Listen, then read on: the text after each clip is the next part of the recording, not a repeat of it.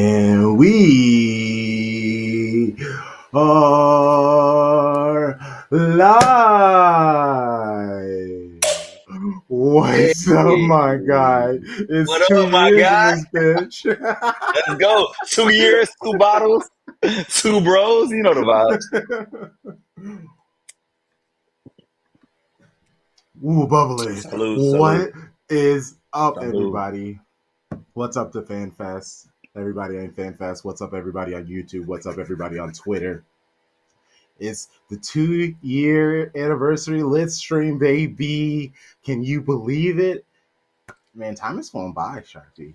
Time has flown by. Bro, bro, we've seen a lot, man. Like, Two just years, we got together and Man trophies, City got their stuff run-ins, together. legend. Like, memories have been made. Memories we'll never forget we watched together. Ooh, this is gonna be a gassy Crazy. episode. Yeah, it's coming, but it's okay. We good, we good. Oh man. I don't even really know where to start with. Okay, so for you people, this has nothing to do with nothing since this is a lit stream. Me and the homie Grego from FTC United. So Grego and we are starting back. I had a wrestling podcast, and I'm bringing it back for you people who are into all that stuff. It was called Your Favorite Wrestling Podcast. For some reason, that wasn't taken. I mean, I know it's brash, but it is what it is. You're gonna find out why we call it that. We're gonna start the week of WrestleMania. Which week is Stay that for tuned. those that don't follow closely? It is the It's week of April normally, right? April. Yeah, the second week in April. It's in Okay, Philly, okay, by the way. So okay. East Coast. I'm sure Meek Mill's going to get invited uh, around the 8th. They need I'm to going to get be at Jalen the. Hurts out there. I'm sure they get Jalen Hurts. They'll figure it out a way. Yeah. Oh, no, they Bryce actually have. Harper will be there. Yeah. They have NFL WWE belts. So Oh, if okay. he's Okay. not there, some Eagles will end up being there For a sure. thousand Kelsey in percent. retirement, Eagle forever. Yeah. And it's been really nice watching all this football without Manchester City. It's being able to just watch it and enjoy it and not be stressed. It's been really fun. Leverkusen coming back from the depths Bro, of despair. Like, had howdy, them in a that. parlay last leg, and I'm just like, oh, I'm good. It's 0-0. I'm straight. They're going to win at home. Wait, we're down 2-0? Oh, no. And then they do what they do. 3 goals, 35 minutes, two in stoppage time. Literally was at a cider bar, a cider brewery, and watched the last goal. Patrick Schick header to win. What up, Tarek? What up, fellas? Tailor made golf game. My I was man's gonna out say here. it's golf. Look at Vans. Look at Yeah, I know. I Vans. already know. Ready to Okay. get back on the links. Ready for the weather to warm Golf up. fly. I see The you. only days that's been nice is days I had to work. Of And course, that's what now happens. that the weekend's coming up, it's back to 30, 40 degrees or whatever. Of Facts. course. Facts. Yeah. Facts. Keep you humble. Yeah, or impatient. I gotta get out there. I gotta get out there. Testing the patience. What's your best shot, Tarek? None of them. But I have a good time. There you But go. I That's have a all that good matters. time. See? That's all that matters. It's one of those things where you like to think that you're better than your score says you are, Yeah. but at the end of the day, you are what you score, right? So Hey, I That's have a very good time can't though. honest be mad at it. and humble of you to just embrace No, it and be it's not like, being it is humble. what It's it being is. honest. This is all my honesty tour. This is just straight honesty. I got to be honest with myself. You know. Hey, this is what he's imparting on his children, right? It's how to Yeah. be honest, be truthful, Man, be look, real with yourself. if you ain't got it, you ain't got it. That's okay. You in that Peterson household, you gonna know what it is, okay? We gonna call a spade over there. It There is ain't no what it is. sugarcoating over here. We None of have that. 3 amazing guests for you. PJ Green, who is on site right now doing his businessman thing. Is like, shout out to him for multitasking. I didn't think about this when I asked him like 2 months ago. So shout out to him for holding on to this. Mark McDaniel and Fletcher. So I'm super excited. I almost said his at instead of his name. So my bad for stammering. uh,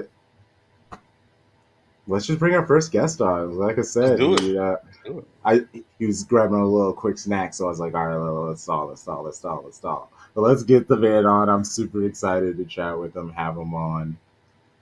Shady Gang, welcome, PJ Green. Hello, hello, and an honor to be on the 2 year anniversary. You already told me I was coming on a on a special occasion. Hey, you know, Hey, we like to you are keep the it special. special Keep it, occasion, you yeah. know, right? It's just like teens, like I said, Professional journalists out here, man's on right? site. Like this is the honor for us, you know, Like working in facts. the field.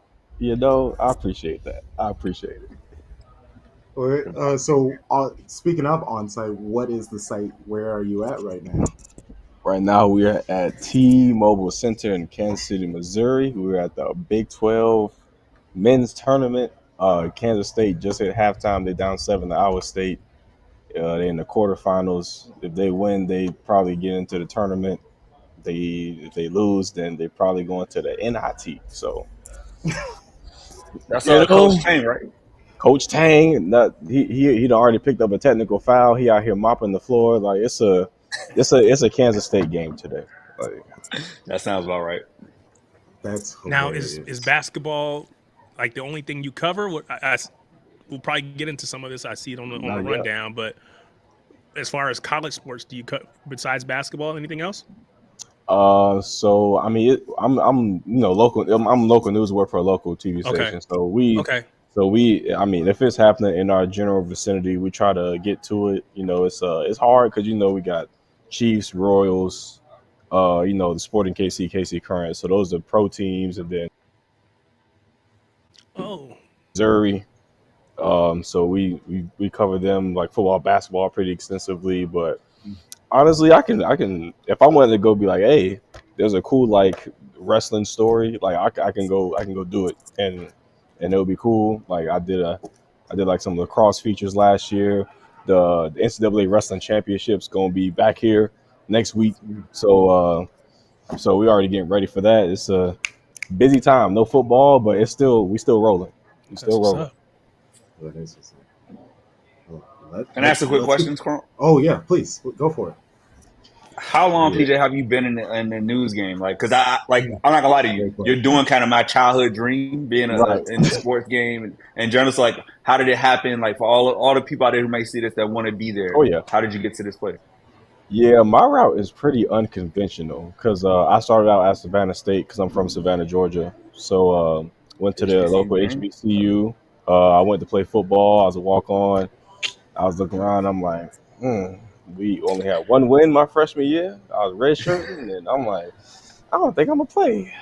So I'm gonna go down to D2. I'm gonna go to D2. I knew a coach. He brought me on. I played for 4 years. Played defensive end, like hybrid defensive end linebacker role. That whole time, it was a small school, less than like 1,000 people on campus. So there was no like, there's no big J journalism school, ain't no big studio, like ain't no big connections. Like nah, like I had to. My major was English with a concentration in journalism, and I didn't really start doing stuff till I had to go do stuff because like I had to go like reach out to like local reporters in my hometown who I just kept in touch with, just because I'm a talkative kid. I talk to like the local. I'm playing football. I'm like, hey, that's so and so. Hey, that's so and so. How you doing? I reach out. I'm like, hey, I'm in town for the summer. Can I do an internship? Can I follow you around? Da, da, da, da. I do that for like 3 summers. And when I'm in school, I start doing commentary. I do play by play. I learn volleyball. I learn lacrosse. Learn softball. I'm like learning all this stuff. Just trying to get stuff for the real. Just getting stuff for the real. Getting stuff ready. And then and then graduation hit December 2019. Doing searching for anything because I did news internships and sports. So just searching for anything, and then my first two job offers are in news. I have to pick between Wichita Falls, Texas, and Amarillo, Texas, which really aren't that far apart. So, and Amarillo was like, "We'll pay you like 11.75 an hour," and I'm like, can we get a little something? Can I get a little better? It said the pay is the pay. I said, well, I can't take that. I can't take that. So Wichita Falls paid me a little more. So went there. Was a news reporter on TV about a year and a half, doing all the stories, local government, um, like crime, uh, everything, doing all the news stories. And then just looking around, I find looking around, more applications, all that good stuff. I get two offers. Well, I get one offer from a station in Fayetteville, Arkansas, doing news, and they're like, "Yeah, you can do sport. Like, we'll let you do sports because University of Arkansas. We gonna always need help. Friday night football, all that stuff. So there's always a chance to like get into sports if you're in like television news." And then I almost take it, and then Kansas City calls me out of nowhere, and they're like, "Hey, we had a digital sports reporter opening." And like it's mainly writing, but like you get to write about sports, you get to cover all this stuff. And I'm like, yes, That's the one. yes, That's the that's one. that's it. So took that. We've been here. It's been 2 years in November, so it'll be 3 years in November. So been doing all the stuff ever since, and just learning and grinding and keep on building, keep on stacking. So Love it. That's dope. It's My beautiful, daughter man. is a freshman. She's a journalism major, public mhm. relations concentration. Okay. So yeah, she's just getting into it. So we'll see. Sports marketing and management minor. So Oh yeah. that's what's up. Glad to hear you doing successful, man. That's awesome.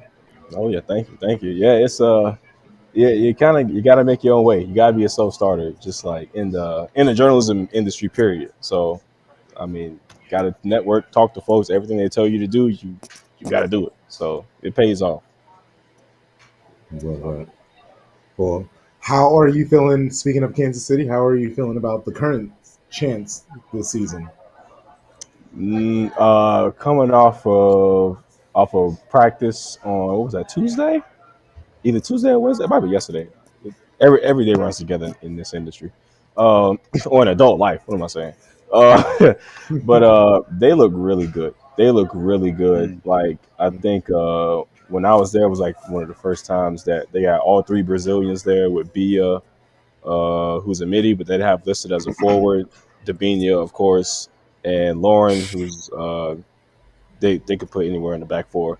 They got some youngsters, some like 18, 17-year-olds that they hype about. Like they they look like they could do some damage this year, especially with Blackco, who like didn't do great in as a national team coach, but like Yes. as a club coach, he pretty solid. So I think he gonna have them ladies humming.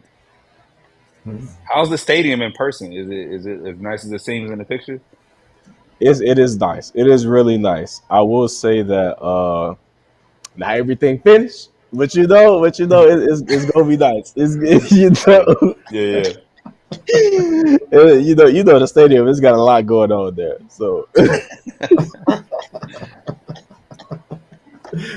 Did they tell you an estimation when it will be finished? we gonna see. I love Look, that. Like, we don't go- need no. like I, All we need is the Yup. pitch. We don't Uh-huh. need no shower. Y'all go home Yeah, and shower. exactly. Hey. Y'all go home and shower. Look, all we need is a pitch and a Hey. place for y'all to get dressed. I seen the Put locker your Hey. room. shoes on the Locker bench. room's beautiful. They The put locker out room the is things that's open. done. That's smart. Yep. The locker room is open. The locker room is nice. That's dope. That's what matters. So, But if I remember correctly, it's like the first stadium for women, professional stadium for women in soccer. That's what's up. yes, Only like for women or whatever, right? Yeah. yes. So That's like, it's that fact that's like that you can kind of bypass some of the stuff that's around like the inner workings, because that is like that's the core of it. Like it is the fact that they did do it. It might not be like it might not be perfect, but they said they were going to do it, and like it's here. So that is it's super dope to be a part of, and like I'm really excited for Saturday. It's gonna be a big That's deal. awesome. So, well, Oh on, yeah.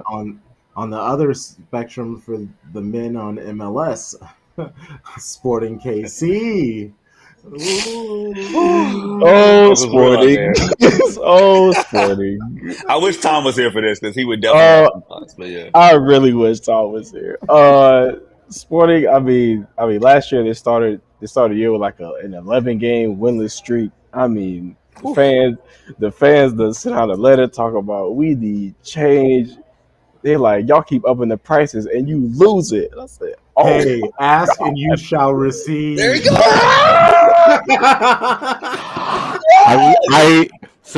I apologize, PJ. Sometimes you just have to eat Mexican food and have a beer with your dad. And Mainly, That's real. that's and, valid. That's valid. Priorities. and mainly it's because he told me to. So, That's what you do. Yes, valid. sir. That's valid. Yes, so, sir. Yes, sir. but yeah, Sporting. Oh God, no. I'm gonna be real honest with you, fellas. Like, I have not paid Apple that money to subscribe because I'm not about to. Not to follow that team. No, not at all. Mm-mm, For mm-mm. who? For what? I would rather For jump why? through the 17 hoops that I have to jump through to download NWSL Plus Yes. than to pay Apple that money. No, absolutely not. Absolutely Yes. 3 games. I think they have in their first 3 matches. I think they have 1 goal. All draws, but yeah, 1 goal. Hey, So I see. I heard stout defense. I heard a very defensive oriented squad. exactly. We're not going to Kirby, I'm concede a tired lot. of We're going to you. hit I'm on the not doing this. counter. I'm not doing That's this. what I'm saying. Exactly. not. Oh, I'm sorry. I'm sorry. 2 goals. 2 goals. My bad. 2 goals. See, even better. I forgot about the late equalizer that shouldn't have happened. But hey, A lot of heart, a lot of grit. yes, Like that's what I hear. Okay. yes, that is Sporting. They got some young players that like could do some things in the attack. They ain't even hit the pitch that much. But it's the first 3 matches. It's the first 3 matches. It's Long season. long season. Also, Peter Vermees is like one of the top 3 or 5 like most tenured managers at one football club in the world. Like, the world. not the world, y'all. Go Like, home, Yes. Grandpa. God bless You him. want him gone? That's too damn bad. He ain't going nowhere. He's That man's not. an institution. Ever. He sounded Is he extension kind of like like Arsene Wenger, where they were so ready for him to leave, but like you said, he's an institution. He's the representative of. When you think of Sporting KC, you think of Peter Vermees. When you thought about Arsenal, you thought about Arsene Wenger. So it's kind of like the same. He's just so entrenched. exact same thing. And then like I was going down his credentials like I think like right before the season, and I'm like, this man really is a U.S. Soccer Hall of Famer. Like played like Sporting legend on the pitch, U.S. Soccer legend like on the pitch, and then like Sporting legend as a coach, brought them like several trophies. Like recency bias can warp you, but like this man is like the dude who does not get like enough credit. He So sounds I like think Belichick in a way. yes, that was Yes. going to be my cross Yes. court sport comparison. Yes, and like Yes. in the same because in the same vein, like he also has like control over like who is on the roster and like who was that dude or who is on the roster and like who is in like positions of power because like oh boy that Gavin Wilkinson like Yeah, Wilkinson. Oh, Like- I remember that. Wow. that would like I Ooh. don't think that you like PJ might have a better beat on that than I do, but like I don't think that you can convince me that that was not 100% per Peter Vermees. Like I'm gonna just put my boy on. Like I don't understand why not. Yeah, yes. We were all kind of very confused in that press conference because we were like, Peter, out of all the folks in the world that you could pick, you picked this one. Why? He's like, he deserves a second chance. And I said, what makes him deserve a second chance? I don't understand. And then he was gone in a week. So, Thank you for asking that question. That simple follow. Why? That's all you need to know sometimes. Please explain more. and it was another nothing burger. So like you asked stuff at press conferences. They both even came and shook my hand after, and I'm like, he's like, Gavin. I'm like, PJ, okay. We'll see how long you're here. Okay, Right. great. Yeah. So Man, they then make it next week. Goddamn. Yeah. showed it.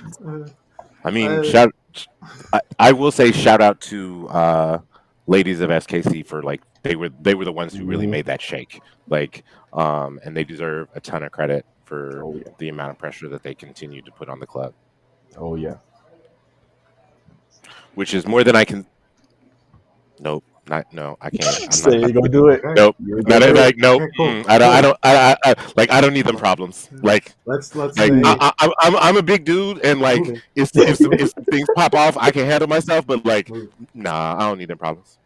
Hey, Move if it. you can avoid it, go ahead. Yeah. Let's pivot to MLS general scope. How, especially Tom, because you said you're not inspired to get Apple because of the team, but it's a league package that doesn't inspire you. No, any like the product itself. How do you feel about it? Okay, so I'm a little bit biased, but like I enjoy watching NBA basketball because the quality of the players is better than college Mhm. basketball. So like Yes. the more things that they can do, like it's more entertaining to me. The talent level at MLS as a whole is to me like, and then like watching, following Manchester City, like the quality of that play is so low that like I'm not sure, like I'm not super invested in the club, and like I'm not sure that I want to watch. Like, I mean, you saw it in fucking Concacaf Champions League. Like Philadelphia got their ass whooped like 6-0. Oof. I So mean, like, I mean, you just see the gap, and like I would rather watch something with players that are more talented. Okay, we'll go. We'll pivot to our guests, but before, can I add this? If the teams played on real grass, would that make a difference? the, the turf. It might help. Possibly. Yeah, real grass can't make you faster. I mean, Okay. Okay. real grass ain't gonna keep you from sailing penalty kicks. I mean, like, hey. Ooh. I mean, hey, Latar Martinez did the same thing. I'm just saying. He's a No, he top flight did, player. he did. Me and my coworker saw that. But I see your point. I see your point. We were like, oh, this is over. This is ended. Yeah, it's over. Um, yeah. See, I think I didn't grow up watching soccer, so I'm like still kind of growing into it. And so, like, I mean, just in like watching old clips of like Zlatan, like absolutely destroying cats, and watching it now is just like the talent has gotten better. It's gotten better. The league has developed, despite Don Garber trying to. Ugh. But yeah, once I go from watching Premiere, I go from MLS to watching Premiere, and I'm like, oh, crisp through passes. Oh, You can do the same thing. lots of backspin. Oh, with end to end. Oh, I can't look away. Oh, this is what real soccer looks like. So, I get Tom's point as to don't wait, don't. If you could find different avenues to watch MLS, do. Don't give Don Garber your money, especially when he's like they creating these. Mm, it's the Come on, salary cap. It's the come, Leagues Cup. It's the U.S. Open. yeah, Preach, talk about preacher. it. It's so much. Like that's what people are saying on Twitter. It's like, why are you trying to treat this like American sports? Just it's soccer. It's football. World football. Act like it. Try to compete with world football. Don't try to compete with the NFL. You're not gonna win ever. Don't compete with any American sports. It's never going to work. Let Know it stand on thyself. its own. It's Yeah. it's never going Mhm. to work. My question is when Messi leaves or retires, because this league is killing him. No, this like they are out to get this man in this league. When he leaves, What are they gonna do with Leagues Cup? What you gonna do? You gonna grab what? You go try to get a The soccer when he's Pogba comeback 33? story is coming. Wait for Pogba to come back. You know, he's when the Is Cal suspension's over, he's coming back. 4 years if he can just is stay in shape. is Cal Walker coming to LAFC at 36? I'm here for it. You can No, have him. Kyle Walker, You can right get His Riga. winger. Kyle his Walker, white winger. his wife will not allow that. His wife will absolutely not allow that. That is Will it never matter? happening. Are they still a thing? Oh, I'm sorry. I didn't know. My bad. oh, I didn't know. I'm sorry. I was like, I'm surprised that it still exists. But I guess the bag is the bag. You know? but yeah, the MLS is just it's like you can see it growing and developing just from where it was like 5 or 10 years ago. But this commissioner is it don't make no sense.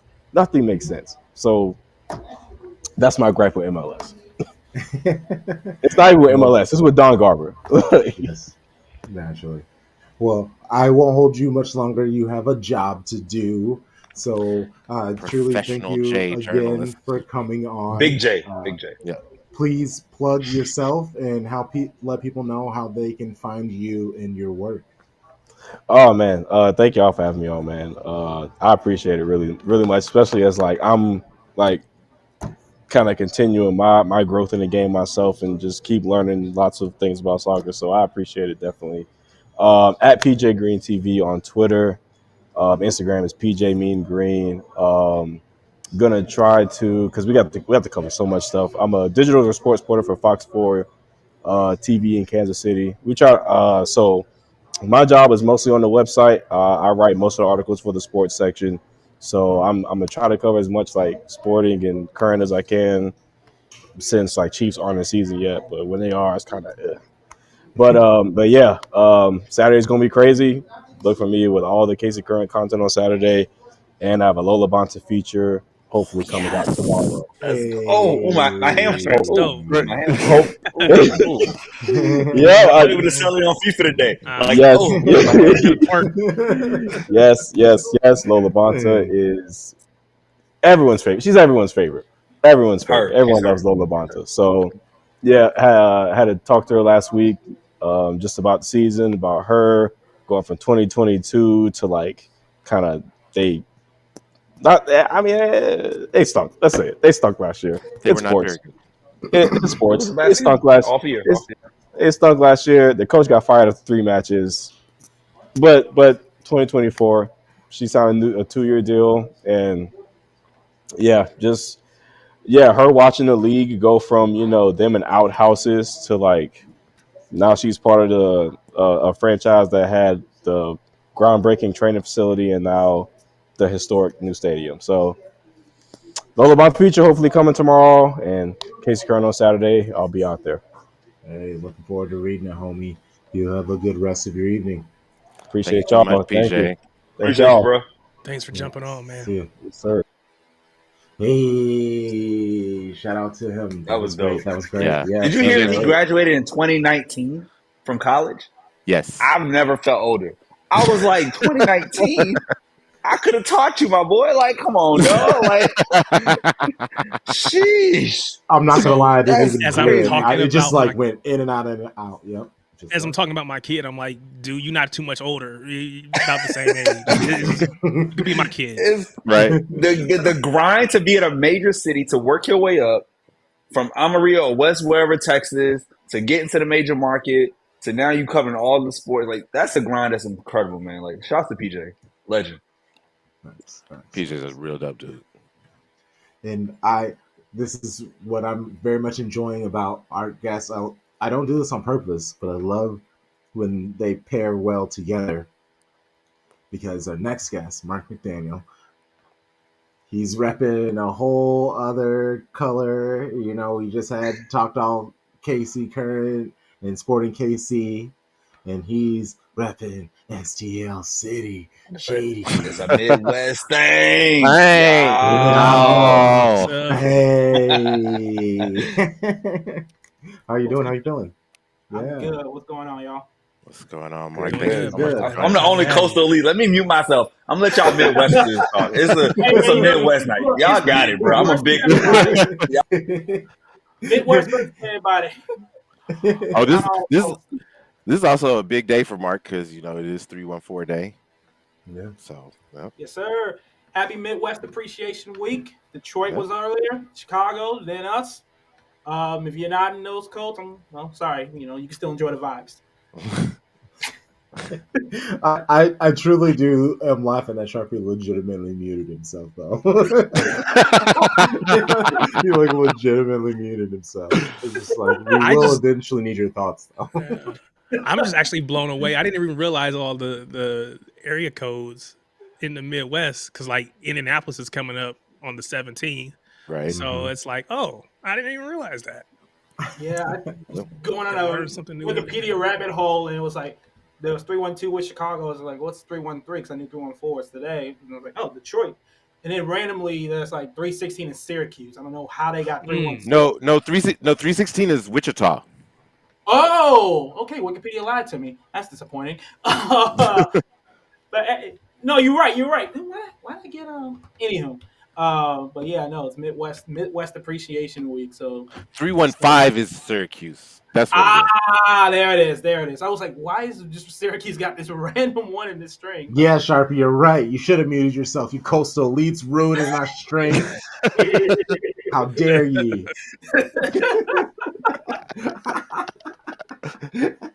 I mean, can you be a coastal elite like from Virginia though? Like, But he was also in SoCal, so yes. He was just gotcha. Here's the Okay. thing. Virginia was just my life, like growing up. Where I choose to reside, have an NFL team, be on the coast. DC, New York, LA. Atlanta's not bad at the ocean, so it doesn't count as a coastal league, but it's a big city on the East Coast, technically. Okay. So yeah. Valid. But yeah, but it's again back to y'all. I'm out of this. Y'all got it. That's a good point because it's like it's not just where you from, like actually from. It's also what city you claim. So like, yeah, right now I live in Chicago, but like clearly not Chicago, right? Oh I wow! live there. I'm from there. Like, So it's not does this? where you live? It's what city you claim. Do you also rep the Cardinals, or are you a Yes, sir. Cubs fan? Oh, okay. Look, I Let's have go, three teams: baby. Cardinals, Sox, and whoever else hates the Cubs. Those are the three teams. It's funny.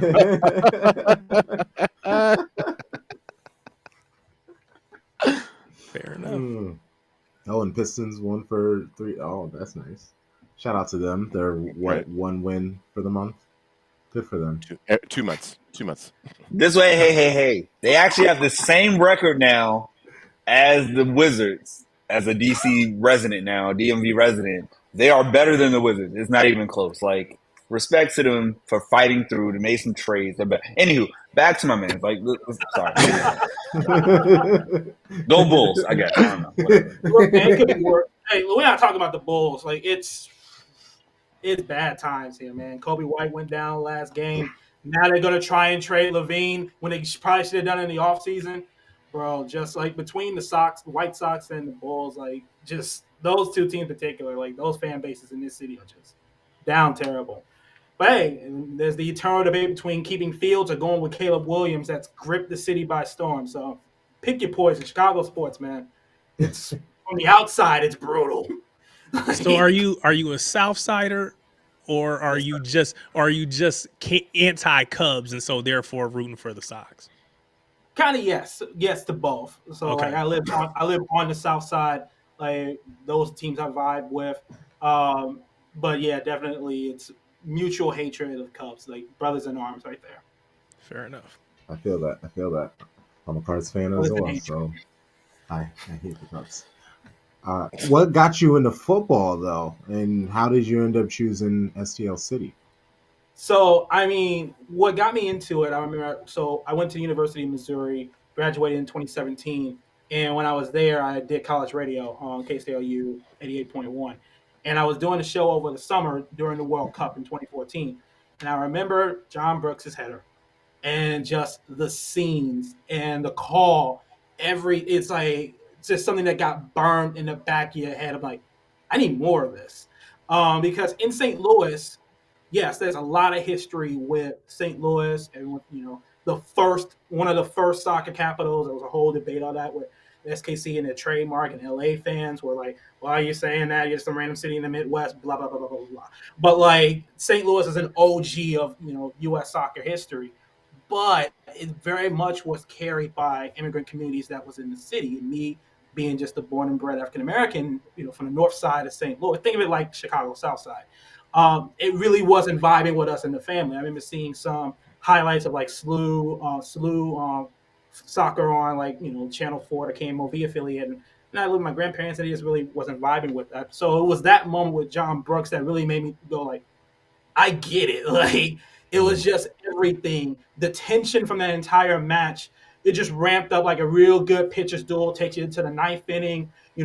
Both the pitching and defense been going blow for blow. No one's really scored, and then just when you thought it was going to go into extras, no, they call game. Like that drama, and then just the absolute roar of noise. I was like, I'm gonna need more of this, because that for me, what makes sports so compelling, it's not just sport itself, it's everything that's surrounding it, the atmosphere, what the fans bring into it, the energy, the smells, from the cookouts, the tailgating, the beers, everything that surrounds a kid's game that you can be playing at a park. So seeing all that on ESPN down in the basement of the Mizzou Student Center doing the middle of my radio broadcast, I think there's a recording of me just absolutely losing it. I got to look at it next time I go to Columbia. But that's what got me into it. And I was asking my friends saying that, okay, this was cool. What else I need to watch? I was like, okay, go watch Premier League. And it was 2014. So I was like, okay, I'm looking at the website. I was like, okay, here's these teams. And I didn't know who to pick. I didn't know these cities. Yeah, I know London exists. I know Liverpool existed, but I'm a Yank from the middle of the country. I don't know England like that. So I was able to go. So I was just like, which logo looks the best to me? It came down to Man City, Tottenham, and Everton. I chose Everton. Looking at that now in 2014 years later, yeah, we're one missed loan payment away from just bankruptcy. So great choice. The So levels there, of choices there is crazy, bro. You said Everton, Spurs, Man City, City. and Wow. Tottenham. Oh, that's Those when were we the had three. Really good. that's when we The had the old eagle. school. Oh yeah. The eagle, the eagle with the three Uh-huh. stars. I thought it It was is one of the dope. coolest looking looks. Like it was Uh-huh. just like it's like no American team had like a badge like that. It was just really detailed, just like cool looking eagle with the three stars. I thought it was insanely cool. But it was between them, Tottenham, and Everton. I just went with Everton, and like I said, 10 years later, I can't leave now. I ain't going. It's You're like what they done. say. I ain't going nowhere. I thought about it, but I ain't going nowhere. And then from there, Was Tim Howard still around back when you were watching? yeah, the So Secretary you of had the Defense. I remember American connection too. that. Came across that after the fact. Okay. I came Oh, across that okay. after the fact. Tim Howard, Landon Donovan, on the connection with USMNT players. It really just came down to at that time.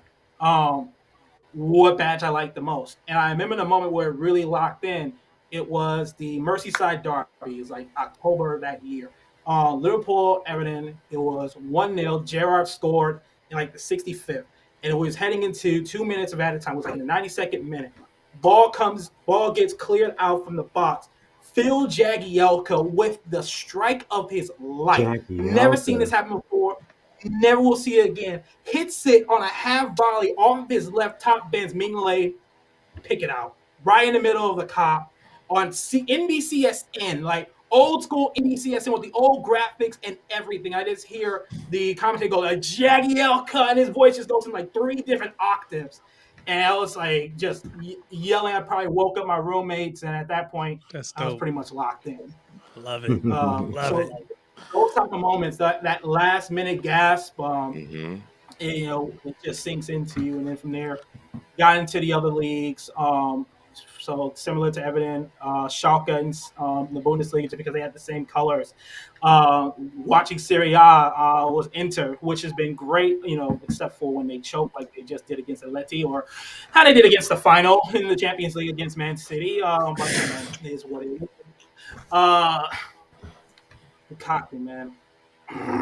That's one of my boys, because he was on Everton at that time. Because he was on Everton at that time before he went to Hmm. United. I haven't found Lukaku for the longest. I love his career, but just that miss, it stung. It's like just sitting in the middle of a bar in Chicago, just surrounded by Man City fans, and when that just missed, was like, oh, your heart sank. It was gay. Yeah, at that point, it was GG. Um, but like MLS, I was very like casual with it, and really Hmm. it's just because there was no real local connection. Because like like I would go to I would watch some SKC games. Mizzou took a bustle of us to Sporting Kansas City to catch, it was SKC versus Toronto in like March of 2016. Really cool game. It was right after they won like a U.S. Open Cup trophy, so the Open Cup title was like on the pitch. We got to take pictures in front of it. Massive trophy, by the way. That thing is huge. So like really cool. And then of course when I moved here to Chicago, I got to really get into the fire, because like it's sometimes when you think about Chicago teams, maybe it's just St. Louis brand, but it's like I see them, I think the Cubs, or I think the Blackhawks with the rivalry with the Blues. But really, they gave White Sox vibes, and me always White Sox fan. I'm like, you know what, I can vibe with this. Shouts out to the Fire Faithful. They probably don't like me because I'm a not, well, maybe not, well, except when we play each other, but they're too up on us anyway. But then come 2023, I've been following it since they built the stadium. It was a local team. It's been a long history for them to be a local team. Um, so it was really easy for me to get the colors and that, because that's the hometown. It's a stadium that an area I'm very much familiar with. I went to high school right down the street from the site. Where'd you go to high school? Family. Let me ask you. I didn't ask the St. Louis question. Where'd you go to high school? That is a St. Louis question. I'm like, wait a minute. Okay, I see the Chiefs. I see the Chiefs in the background, so you're familiar. Uh, so I went to it was called Imagine College Prep. It was a charter school right Okay. off of Jefferson, Washington, in Okay. downtown West. So if you were Okay. to walk 10 minutes down due east, you run right into the ballpark.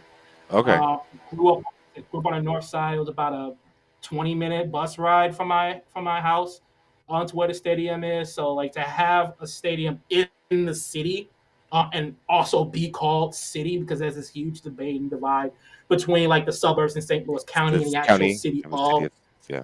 St. Louis, which has been a great debate online today for 314 Day.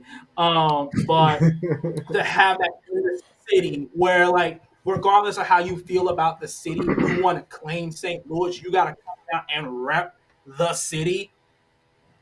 For me as a city resident, that hit close to home. So it was really no brainer once the team launched, and I think that for being relative rookies in the league, they've done pretty well at trying to connect. Communities are big into soccer, that were big into it. Back in the day, watching SLU, which my family wasn't, so like people like my family who are getting to it because there's a new stadium and it's in the city, and I think they've done a really good job there. And that was a long explanation, but Hey, no worries. No worries. I don't know it.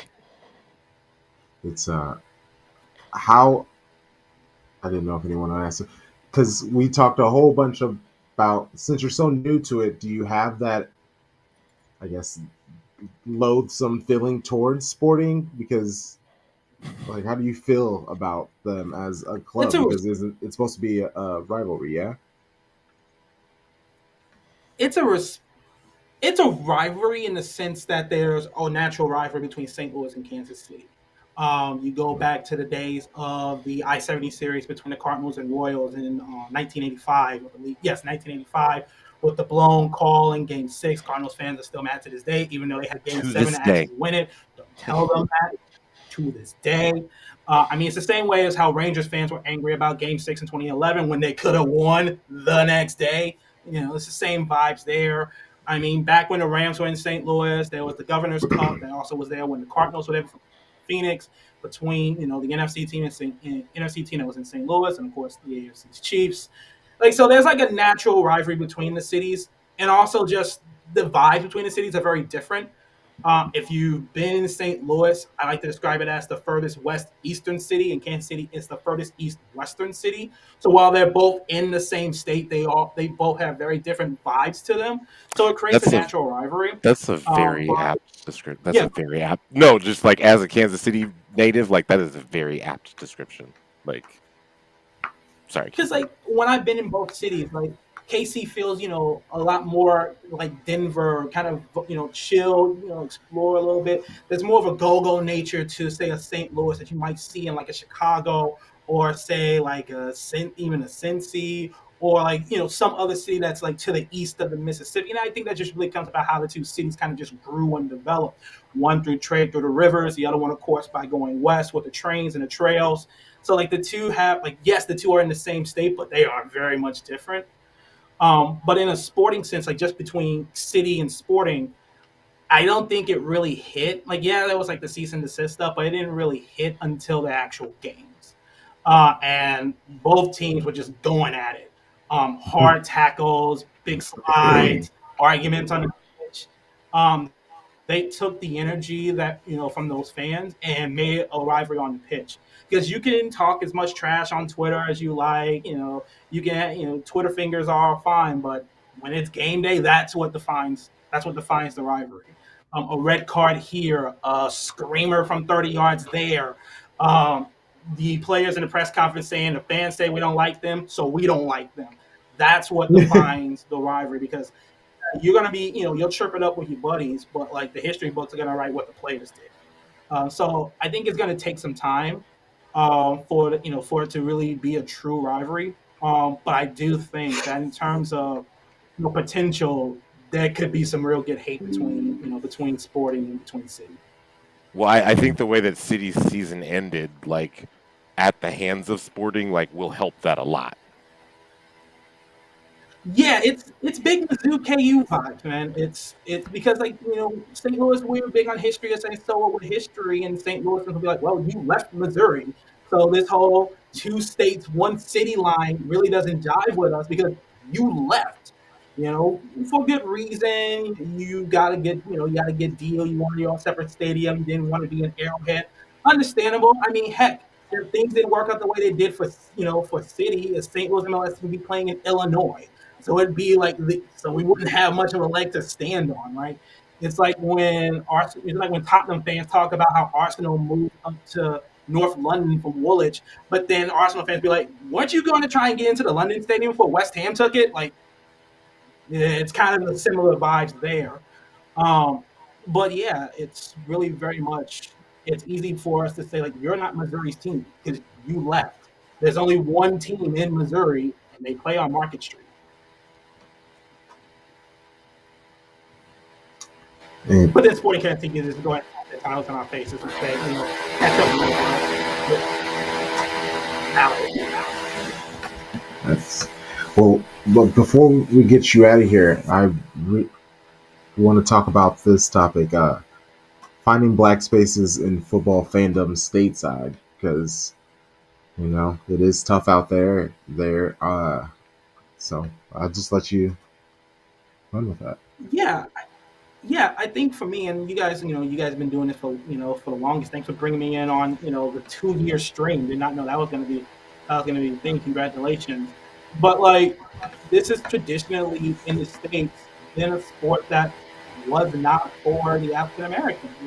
For the longest MLS and 2.0 stadiums were put them in far flung suburbs that were only accessible by car, and it was great for say Karen or Molly or people that were able to get there, but for the folks who was in the hood, they weren't being able to get to these stadiums.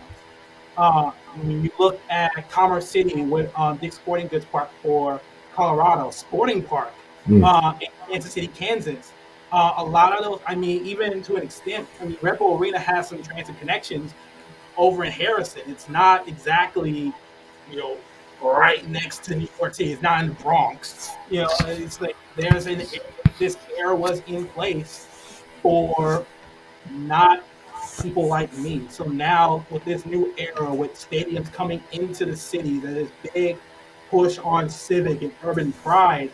Um, finding a space there and making a space there to which people like me feel comfortable is kind of interesting. And with you guys, I know that you guys have had more experience with that, doing this a little bit longer. How's it been for you carving a space for just Black people in a sport that, state at least stateside has not been seen as a Black sport in the same way as football, basketball, even baseball? I'll let one of you guys answer. I mean, I'll jump in real quick. Like Mm-hmm. I like you said about the disparity between opportunities and inequalities of the sport. Like I never played soccer growing up.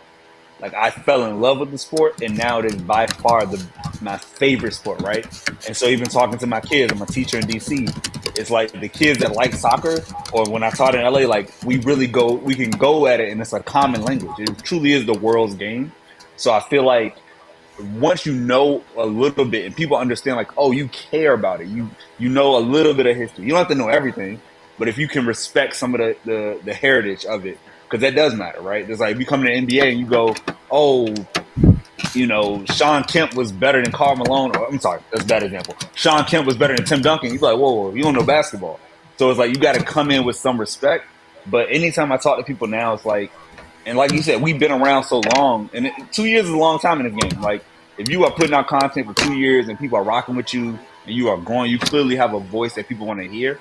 And I was just telling a friend, like once we saw the podcast data that Crunk shared of like people are listening to us in different countries, I was like, wait, what? Like we got people in Australia, we got people over in some people in Africa, different people in Europe. Like we are truly worldwide, and I appreciate the fact that like our culture from an American side and a Black American culture, people want to hear us talk about the world's game. So it's been a process, and we've had some bumps in the road, always, because that's what Black people got to deal with. But I think overall, it's been a beautiful moment. Yeah, I think, like you said, historically in our community, there's not that history of the sport. Even when my daughter started playing as a kid, it was like, oh, why is she playing soccer? She need to be playing basketball. I put her in basketball. She did it for a year and didn't want to do it again, but she always wanted to come back to soccer. I mean, and so, but that was the mentality. Is like, why is she doing this when she could do, what we associate with ourselves so much? So, it is. We just got to continue to develop that. The thing I appreciate about what we do, obviously, I live in Fort Wayne, Indiana. I've been able to connect with these cats that I would have never met before, but then, thanks to like the lit stream, that circle goes even further because now I get to connect with you. I get to connect, with PJ from earlier, all of these different people that I would have never come in contact with, that we share this common thing. Whether you're an MLS fan or a PL fan or whatever, it's the sport that we love. And so it's really cool, man. It's given me a new community, one that I appreciate. But yeah, I think it's becoming bigger when you have teams in Atlanta, which is a pretty Black city. You got teams in DC and all these other places. So I just think it's a matter of time. It's just going to continue to grow in our community. But I'm glad to be a part of it.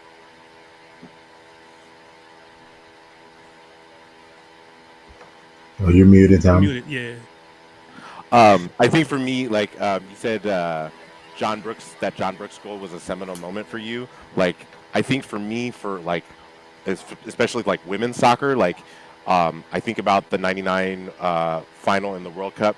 I don't think about the shot. I think about the stop. I think about Brianna Scurry like saving that penalty, and like I just remember like it's like I know like bullshit that she has to put up with, like just being the only one.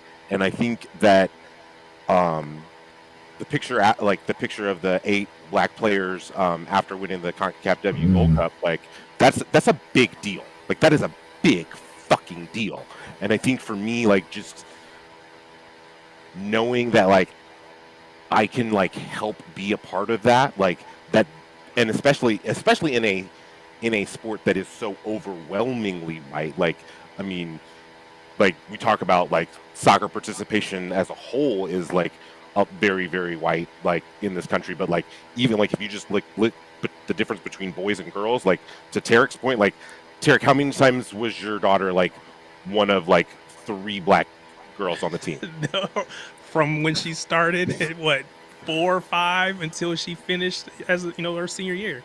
Exactly. The Like, most she would have was on her high school team, which was more, it's more I don't want to say recreational, but it's not the same level as her competitive team, right. her travel team. But on travel, yeah, it was her and maybe one other, if we Yeah. had one other. Yeah. And like, I want to. I want to be a voice like holding space for black women in this sport, like not just um, like because I know that that matters, like especially here. Um, so I think that that's like what kind of like inspires me daily, like the fact that like front to back for our club, like we now have a black starting keeper, and like in Kiara Keating, and like our striker is black and Bunny Shaw, like that matters. That's a big deal. So I just want to hold space for their voices and make sure they're being amplified. Yeah. My show bros killed it. Honestly, I just love listening to them chat and stuff like that. I'm gonna get really into it on Sunday about our 2-year anniversary, so there's no need for me to kind of spill. But just this is exactly what I can keep it short. This is exactly what I dreamed of when I was putting Shades of Blue together, and everything that has been moving along. I am loving every single moment, and it just makes me want to work harder and learn more. And I still have so much more to learn, and I haven't even really got to the point where I feel comfortable to even start asking people like pointers, because I'm still like in learning mode. But once I start getting to that level where I can like sit down and chat with people and grow myself in the art of it. But yeah, this has just been great, and being able to facilitate, I guess, a community has been a dream. Truly, this is all. It's crazy, and people messaging us and adding us and all this other stuff. It's great. It's overwhelming, and I am constantly needed like tell myself that my words matter. So that's why I get myself into like silly little spats, and I need to chill on that. And so it's a constant growth that I'm always learning. Absolutely. Yeah. Well, Before we let him go, yeah. so we talked a lot about the rivalry, especially between you and St. Louis and Chicago. So I have the most important rivalry question that you're ever going to answer on this podcast or on the lit Oh stream. no. St. Louis pizza, Chicago pizza. Choose carefully. Okay. When you say Chicago style pizza, Do you Take mean your pick. tavern? Take your pick. no, hold up. Are you talking about the deep dish that y'all serve to the tourists, or the tavern cut that actual Chicagoans eat? Tavern cut, square cut. Go there. Tavern cut. Tavern cut. Okay. And So tavern cut is if I like would have the premium pizza. Tavern cut. said deep dish, what would you have said? Deep dish is not pizza. It is, as John Stewart said, it's marinara soup and bread bowl. Thank you. Thank you. Thank you. I said this in an episode, and they kind of came at me, and I was I like, came bro. at you. I came at you. Nobody else did. It was me. It was me. I didn't want to point names. I didn't want to point names. And to be fair, your words were, "It's a casserole." It's and, a casserole. And I refuse to accept that. I refuse to accept casserole. that. But I'm not a. So my daughter played soccer. We were in St. Louis for regionals a couple years ago, and we were like, "Oh, let's get pizza." I was not a fan, so it scarred me. That's valid. That's valid. See, what people don't know about St. Louis style pizza, everyone thinks, oh, it's the Provel. The original St. Louis style pizza, you can either get a Provel or with mozzarella. But that being said, if you don't like that ultra thin, It was bread, both things for me. that's not you're not gonna like St. Louis style pizza. Like St. Louis style pizza is stupidly thin, covered with a bunch of marinara, cheese, toppings and grease. It's like Church's chicken, but for pizza. Like, I say that as a born and bred St. Louis, and you're not going to like St. Louis style pizza because it is just greasy. Like, Now, it's just a greasy pizza. It's great when you're drunk. It is great when you're drunk, but Church's is great when you're drunk. Doesn't change the fact that it's greasy as God knows what. I would much rather just have some toasted ravioli. Facts. Churches is Facts. great when you're drunk. Just want to put that out Facts. there. Churches is Toasted amazing. ravioli, gooey butter cake. Gooey butter cake. You never had gooey butter cake. Gooey butter cake. You are missing You out. haven't lived. Gooey Yeah. butter cake is like St. Louis's best kept secret because when people talk about St. Louis food, they think about the pizza. No, find yourself some authentic gooey butter cake. You're welcome. Like you're welcome. Like Yes. it hits different. It hits It's great. different. Change your life. That's what's up. Change your life. All right. Appreciate Yes, you, sir. man. Yeah, Thank you you have a so good rest of much. your evening. Thank you. All right. Well, we're just gonna bring Fletcher on. I'm super excited to have him on.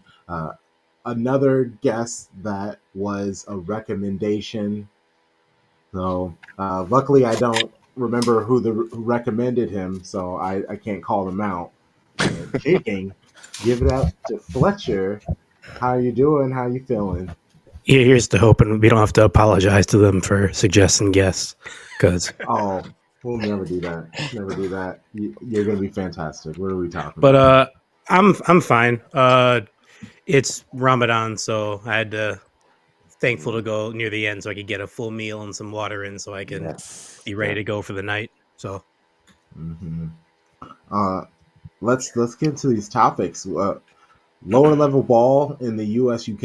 Are you talking about like the lower tiered football? yeah, so so I mean, I cover soccer. My day job is as a journalist with the Daily Detroit. See, right? Hey. Okay. Hey. But Big J journalist. Another Yeah, one. wait, another one. We I was got gonna say, two this in is one night. Yeah. I'm very quiet about it. But yeah, I should be a bit more professional at times. I am a professional journalist. I've had work. I've been a professional journalist since 2011, I guess. But I was merely covering like college soccer, Michigan for men and women's. Tried to get to a state game, but East Lansing's kind of further from my house than Ann Arbor. Ann Arbor's not close either, but like it's closer. And I got my first bigger break when the women's national team came to Ford Field, and I got to cover them there. And they only let in like 5 media people, so I got to go talk to players and do stuff. And like, yeah, I embarrassed myself in front of a player that I liked, so that was really terrible for me. Just It's gives you Sidney a good LaRue. story. Just gives you a good story. Sidney LaRue. Is that Sid They were LaRue? doing a Oh, okay. Sydney, yeah, they that's were what's up. they were doing Understandable. doing a rondo, and I was like, oh, I got a question. They're like, yeah, I'll come answer it, and I was like, not you, anyone but you, because I can't look at you for too long. So I asked her a question, and It's real life. It'd be like that. this is around the time like most journalists are transitioning more to digital stuff. They got laptops on their phones, and I'm like, I'm still going to use a notepad and pen because it's easy for me to go back and check my notes. So I'm scribbling away. She's answering a question, and she walked over like, "What are you writing?" And I was like, notes." And she leaned on my shoulder, and I yelped. Loudly. Like a third of Ford Field heard me yelp, and everyone looked, "Are you okay?" And I was like, "I need a second. Let me go over here." I faced towards one of the walls and was like, "I'm gonna get my media pass taken away. My career's over." So that was media day the game before. Following day, they play against China. They beat China. Game's over. I walk by. I got to meet some of the players beforehand. Abby Wambach tried to break my hand. She's nice to meet you. And I was like, stop, please. Hope Solo, I went to go shake her hand, and she had that 1,000-yard stare, and I was like, something's coming up. Those And eyes. lo and behold. Those eyes. Crazy. But yeah, after the game was over, Heather O'Reilly and Sidney LaRue and Tobin were walking away talking about something, and I was gonna try to sneak Fabinho. by. And she looked up and like nudged at Heather and pointed, and and I was like, "Oh no, no! I'm sorry. You're I'm supposed to sorry. like You're the guy. forget. You're You're the not guy. supposed You're to the guy. remember that. That's Oh, yikes." Jesus. But yeah, just to even get an experience like that, they can't. Thankfully, they must have forgotten, because when they came back 2 years later to play, supposed to be New Zealand, ended up being Haiti. I got media access. I was able to cover it again, and almost had another mishap. This time, different player. I was interviewing them, and like you tell yourself, like, when this happens, A happens, B is gonna happen. B happens, C gonna happen. So I was like, right, if I look up, make eye contact with a player or so, like, it's whatever. Just keep powering through your question. And I have the audio somewhere. I'm talking to said player. I look up and there's like a 12-second pause of just no words. And I was like, oh.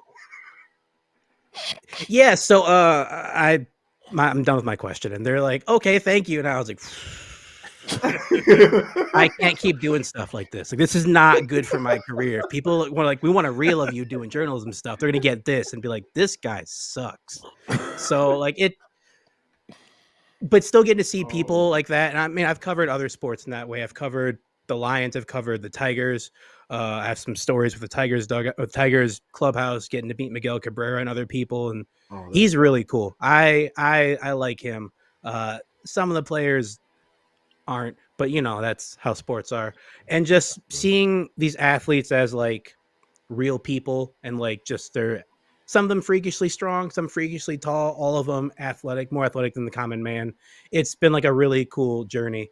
But yeah, to the main topic, for Daily Detroit, we cover mainly like all news in Detroit, but I do sports mainly, and we cover Detroit City FC from their rise from MPSL to NISA, now to USL Championship. So I've been with them all 12 years.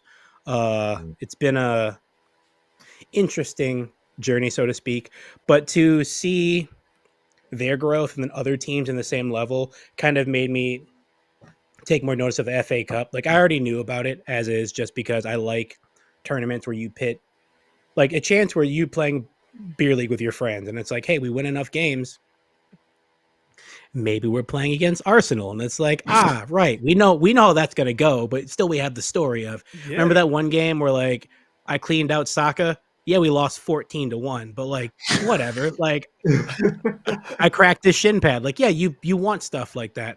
So I even got to watch cover a game live with the now Flint City Bucks, but they used to be the Michigan Bucks, when Chicago Fire came to their indoor stadium and they lost in overtime 3-2.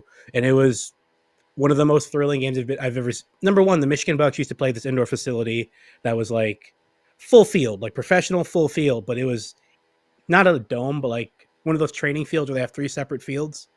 And like they averaged maybe like 14 fans a game, and it was by design. Like, I asked the general manager, like, what's up?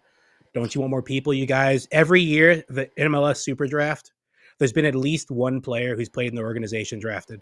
And like, that's an amazing record to have as a 4th division team. It means you are helping to develop these people to get to the top level. I'm trying to think of some off the top of my head. Lalas Abubakar is one. Mitch Hildebrand is one. There's more, and it's escaping me. Jay Chapman for Toronto was one. It's every year it's someone. You're just like, huh, he played for the Bucks. Crazy. But to see that game live, to see it go to overtime, to see the goal that won it in overtime, just to see that stadium that normally gets like 12 people pack in 2,000 right on top of everybody. I love lower league games like that, because while it's like regulation, it's like barely not regulation. It's just enough to where it's like, all right, the fans are a little bit too close. Maybe back up. But the cool thing, it doesn't really happen in the US, but like I know in parts of England and parts of Germany, smaller parts of Spain, like sometimes you can even just watch the game from your bedroom. Like, you live so close to the local stadium. It's like, go brush your teeth. It's a 75th minute. You can do that while brushing your teeth, looking back. And like, that's just a cool homey feeling. So to see even the chance to just see those teams compete against the top level, most of them knowing full well it's like putting a log in a buzzsaw. Like, you know what's going to happen next. It's just the fact that, you know, maybe your local grocer is now man marking like De Bruyne on the wing. It's like, I know that guy. He bagged my Christmas ham and he got cooked just then. But you know what? Hey, he's on the field. I'm not. Whatever. So like just those it's like watching the Gibraltar national team like play anybody, but like just a tournament of that. Because like the Gibraltar national team has like semi-professional players, but like half of them, like it's like the keeper is like the police chief, and it's like, yeah, that tracks. That you can tell that this is not his full-time job, because what's going on, man? But also I can't talk because he's nationally capped, even if it is for a country that's like using the butcher as a left wing. Yeah, still it's a national cap that like I don't have, so I'm not gonna sit over there and crap on it. But just I don't know. I wish I could do it in American sports, and I know why they don't, because it's so disjointed where like at least you can understand if that happens here. But if that were to happen here, I mean, even ignoring the US Open Cup, if you took baseball and like the Toledo Mud Hens beat the Cleveland Guardians, it'd be like, yeah, no, that team, everyone fired. No contracts, no nothing, everyone fired. First player you bought over from the Dominican Republic, nope, he's got to go too. Everyone's got to go. You can't lose to this AAA or AA team. So, and of course, the financial ramifications of it, and just that's a long different day conversation. But yeah, no, I love lower level sports. I love just seeing the wackiness of it, not just even on the play, but like I can use DCFC as a good example. As they've gotten higher up the professional rank, their kits have kind of gotten more like, I don't want to say regular, but more like what you would expect to sell in like a store. Whereas before they had some really crazy kits where it's like I appreciate them just going for it. Like Minneapolis City SC or FC, they have a kit that has this big old wing on the side because they're the Crows, and I appreciate that. You might not see that as you get higher up, but like to see that there and to see just the craziness of one team has like 50-cent beer night. Like I don't know why you do that, but That's my sure, energy, why baby. not? That's my energy. You're expecting only 800 people to show up? Sure, why not? I still think that's maybe a bit too much, but just the passion. I mean, passion's everywhere, but just the passion from the lower level fans who just get a chance to see their club compete against teams on a higher level is just it doesn't get me choked up, but like whatever is two rungs under choked up, like I'll leave it there. Mhm. So, covering specifically Detroit City FC, like I know that. Can you like speak a little bit more to like what their ownership structure looks like? Because I know Oh man. it's very very unique to American soccer as a whole. So they have 5 owners. They used to have 5 owners that were like, so 5 owners that are like friends. I mean, they are friends. I don't want to say like friends, but like they're friends. But they know each other through other ways. The start off of it was really kind of heartwarming. They have something called the Detroit City Football League, which is their amateur league. And they had 1 year and everyone played. There were 11 teams, and they're like, you know what? We can start a soccer team out of this. And this is a fan base. And so a lot of the fans play in the league. And like, it's very cool to sometimes see like after an important game or like a regular season game for us. Now some of them go over to Keyworth, and then we'll a game where you just clean some other dude out. Now you guys are in the stands together supporting the same team. But as they got from MPSL to NISA to now, obviously money became a thing. So there is a 4th owner who I think owns them. Yeah, he owns a majority. He funds most of the money. He owns a majority of the team. The other 4 owners who are still there have a part, and they passed out these essentially gift certificates that function as ownership. So people own stakes in the team, a lot of them, and it happened right around the time when COVID started. So they kind of needed to get money from people to them when there wasn't going to be a chance for them to come in and actually. So it's like, hey, you want to help build the stadium? Awesome. You want to own part of the team? And it's like, cool, give us money. And it's really cool to see. I mean, it's one of those few times where an opposing player actually might own a share of DCFC. So it's like, he owned you twice, doesn't he? And you don't really have a comeback for that if you're a fan. It's like, yeah, literally, yeah, he did. So, but it's not like Green Bay's where like they actually have like more of a voting share. Like you can't come together and say we got 400 people ready to vote and we want to go sign mess. Like that's not like you don't get actually a say, but you still get a nice little placard and they have an owners meeting where you can show up and voice your complaints and they hear you and they nod and then they just don't do anything about it because what can they do at that point? The season's about to start. But yeah, I think it's really cool that just it allows people to feel involved and like maybe you might see like something happen and you're like, what happened? Like you get maybe a channel into what actually is occurring underneath the hood. Nothing that you can like affect, but at least you know now.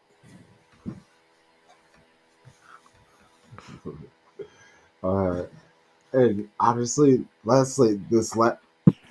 Honestly, black people in ball.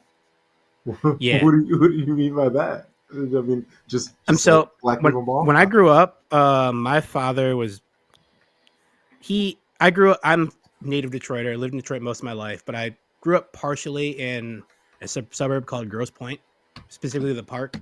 Grosse Pointe is 5 separate points, and it's pretty white, depending on which point. One more so than the others, and just yeah. So my father is very much like, we're making you do a bunch of black stuff. So like, while some kids were able to like, oh, we're gonna watch this movie and The Princess Bride. It's like for me, Roots. Very different stories, but like, I was not expecting that. You said Princess Bride. Like I was like, okay, the Black Disney. disparity in the two. It's Caleb Pratt. I was like, okay, want Caleb Pratt or something like that. Like we want to watch this, like, and it's like, cool. You're gonna watch Shaka Zulu. Like, okay. Oh, this is going over most of my head most of the time, but like I go back and watch and I'm like, I remember being like 9 years old, being like, I don't understand why I'm watching this, and they're off like watching Power Rangers, but okay, I'm gonna try to understand why this is a thing and instill it. And my father had a thing where, kind of like some of the similar guests have said, I used to play American football until I tore my leg up, and I was a quarterback, and he said, I only want you to have jerseys of people that look like you, because I want you to understand that black people can play quarterback and can do positions that require you to think, whether it's goalie, whether it's a captain on your team, whether it's the pitcher or catcher in baseball. Like, they can do these things. People put them in positions to where like they expect you just to go out and perform and be an athlete when you actually can think. So I wasn't allowed to have any jerseys of people who are not black from like age 7 to like 19. Someone gifted me a Brett Favre jersey, and my father made me go give it, like made me walk that night back to their house and give it back. So Wow. he's like Brett Favre is not you, and I was like, fair enough. I don't have a comeback for that. You're right. He's not. So we got a Warren Moon jersey. And based off of what his activities now, he did. Yeah, no, but Your I got a dad Warren knew. Moon jersey. Your dad knew. I got a Doug That throwback Williams is classic. jersey. Yeah, no, it's somewhere in one of my closets. But just to then go from a sport like football or basketball and then come to soccer in the US at that time, it was, I'll admit, I haven't been really a big national team supporter for a minute. And honestly, people ask why, and a lot of people get uncomfortable with the answer. You guys wouldn't, but like a lot of other people might. It's because it's supposed to be the national team, supposed to represent our country, but like the team at that point didn't really look like me. There were a few people that looked like me, 1 or 2 who played the way I would have played, but like not everyone looked like me, and it was hard to get behind a team that looked like people I went to school with who would say things behind their back when I was there. So it was a little bit challenging. And then as I've looked now, more and more through the evolution of the team, starting to look more like an actual picture of the United States. And that makes it easier for me to embrace it more.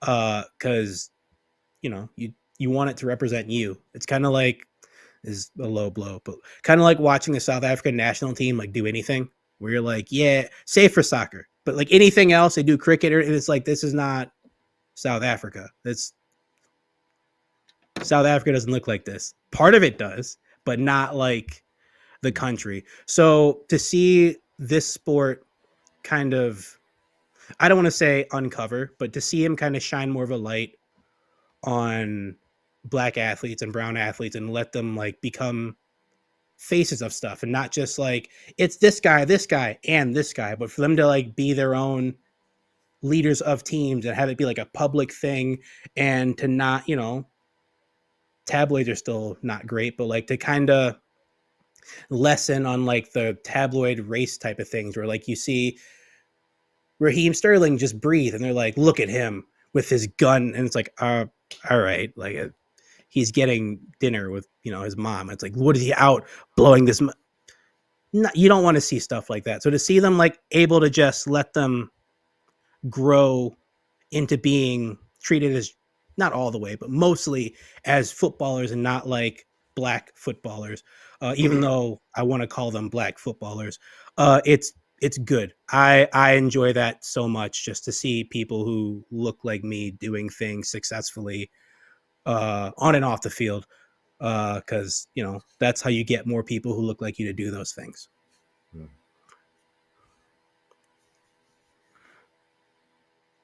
Oh, Tom, your mic up. That's a dope answer. Thank you. Yeah, I mean, I hate to just quote Issa Rae, but like I root for the black person like more often than not. There's like a few cases where it's like, no, I'll abstain. But like most times it's like, all right, I don't know what's happening here. I don't like, this person looks closer to me. This person has a story that's closer to mine. Then like, yeah, I'm gonna hope that they win. And if they do, it's like, yes. Like I guess people talk about their indelible moments for soccer.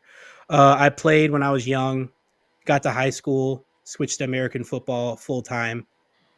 Stupid decision. Right out of high school, I got back into playing. I played club for a year and a half for my local school. But the thing that kind of like really got me really back on track was a 2000, a South African World Cup. 2010. And 2010, thank you. Watching Ghana just like work their way like into like the team of Africa for that tournament, like it like the Jollof Wars stopped for a minute where they're like, okay, like we're gonna support this team until they lose, and we're gonna go back to saying your food is trash.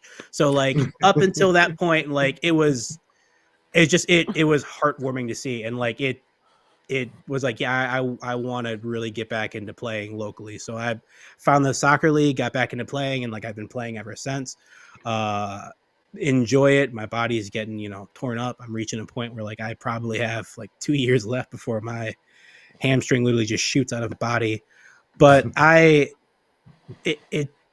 to see the world sport actually be a world sport and not a sport that's been gatekept by people who can afford the travel and the insane costs more often than not is like great. Like I enjoy that. I got to cover a story when AC Milan was building one of their youth academies.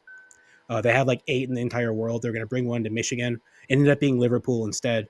But they came here and they were talking about like, we're going to do all this stuff. And I got to hear the guy speak, and he said 2 things that the crowd got super excited and they got really upset. And I couldn't understand the second one. But he was like, our club for AC Milan, you all know us. It's free to apply to our club. And everyone's like, free to get coached by AC Milan coaches, the trainers, meet some players, go to tournaments. This is amazing. And he's like, but you have to try out. And if you don't get picked, you have to wait 6 months to try out again. And some parents were furious. And I was like, why are you upset? Would you really want your kid to come to this program and not play? Like that's travel all around the country and like your kid's just not getting off. Like that's not fun for you. That's not fun for your kid. Like that's, but they're like, I played for this club. I won't name them, but I played for this club and I spend $7,000 a quarter, and I was like, I would not say that out loud. All right. That keep that to yourself, because I've seen your kid play, and like, you want to get a refund, man. Like, I don't know what to tell you, but like, they're just taking your money and like bolting off into the night. So I couldn't understand that process, but to see so many kids get to programs here, and like most of them are not in Detroit. To have the ones that start out in Detroit, like DCFC has an academy that's actually, most of them are not in the city limits, but some, like one of them is. And to see some kids who might want to play soccer getting into that program, partnering also with Black Star, who holds camps all around the country, to kind of enlighten and kind of help kids who might have a chance to play in college get there. It's amazing to see. And just, I know it's like a long, like mushy answer, but like, it's just, I like seeing people who look similar to me and might have a similar story to me. I like seeing them succeed any way they can. And if they can find a way in a sport like this that it's very easy to do well and be noticed, I'm definitely all for that. I'll better respect that. Well, please let people know where they can find you in work, especially at Daily Detroit. Plug yourself. Oh man, they shouldn't look for my stuff. But if they do, on Twitter, Saint FDW, Instagram, I guess the same. If you're looking for the news content, Daily Detroit, for what to know and where to go in the city of Detroit, every platform that has a podcast, whether it's Apple Music, Spotify, other podcast stuff, there's a thread there as well. DailyDetroit.com, new website coming up. If you happen to be in the Midwest area watching USL Championship games, or even just in the Michigan area and you want to go to a game, you'll probably see me standing there on the sideline with like my notepad, like very furiously, like scribbling notes about why didn't this person do this and this do this. Because at the end of the day, when I watch even the teams I cover, like people don't know any team I have a personal preference for that I cover, because I keep that to myself. But I just want to see a good game. Like, even if the team that I might like is getting shelled 7-8-0, if they're like at least flying around playing well, whatever, like it's a good game. But if they're out there just getting whooped and no one is playing correctly, balls are just being splayed everywhere, then that's when I get annoyed. But if people go out there, play hard and try, that type of stuff. So yeah, Saint FDW, if you want to see me shake my head at every Nicholas Jackson run that he just can't stay on side. Or the Daily Detroit on Twitter, Daily Detroit on Instagram. And yeah, just, get some Midwestern metropolitan Detroit news in your life. Let's go. I was just checking to see, because I'm in Fort Wayne, Indiana. So I was checking to see if Fort Wayne FC plays, but you guys are in Great Lakes Division. Fort Wayne is in Valley Division, USL League 2. So unfortunately, it doesn't like the regular season may not match up, but we'll see. But definitely, that should be a good game. I mean, I know the Bucks have Flint City, like they moved from Pontiac to Flint, and the Flint City just embraced them entirely. And just to see, I don't want to say the city died, but like to see the city come to life around that team has been like great. And all, like, back to the lower level before I let you guys go, just to see the stadium might only hold like 900 people, maybe even 50 people, but to see the entire city come to that stadium, embrace that team, and like to see players score, celebrate, and then run to the fans, and the fans actually like are like, this is my biology teacher, this is who, and it's like, this is like a cool thing to see. And like, that's, for me, that's the whole crux of lower level, whether it's in the US, whether it's in England, whether it's in Spain, Germany, Estonia. Like it's the fact you see, and like the top levels have that too, because obviously some of the players from lower levels go to the higher levels, or they go higher somewhere else. But to see it in a way where it's just you're on top of the people, like it's such a magical thing to me. Respect. I love that. Well, appreciate you. Thank you for coming on, and you have a good rest of your evening, sir. Of course. Thanks for having me. Hey. You know what? This episode has been awesome. It's been very black. It's also been very Midwest. Like Charlie, I'm sorry, I don't know what to. I'm black, y'all, and I'm black, y'all, and I'm bliggity black, and I'm black, Black y'all. y'all. And we have a great episode for you, like recording. Um, I hit up Elijah. I saw if he wanted to join us for a watch along. I was able to free up my Saturday at Tom Bomb. I know you're going to be at the Press Penny smoozing, Yes, miss. spreading the Yes, word of the miss. Tom Bomb. Hey, have fun. I'll pull up with you, Crunk. I'll be there. I ain't got shit to do. I'll be there. Hey, let's get it. All right, so we'll see you for that on Saturday. Sunday kickoff for the women's match. I am Conk, right? No, go ahead. Yeah, Okay. yeah. Yep. I'm Crook Chocolate. Yeah, we don't have any more shows this Thursday. Yep. I'm Crook Chocolate. Tom Bomb. Tarek. Sharpie. We are Shades of Blue. Happy 2 years from us. You know the Dos años. Shady Gang. Shady Gang. Shady Gang.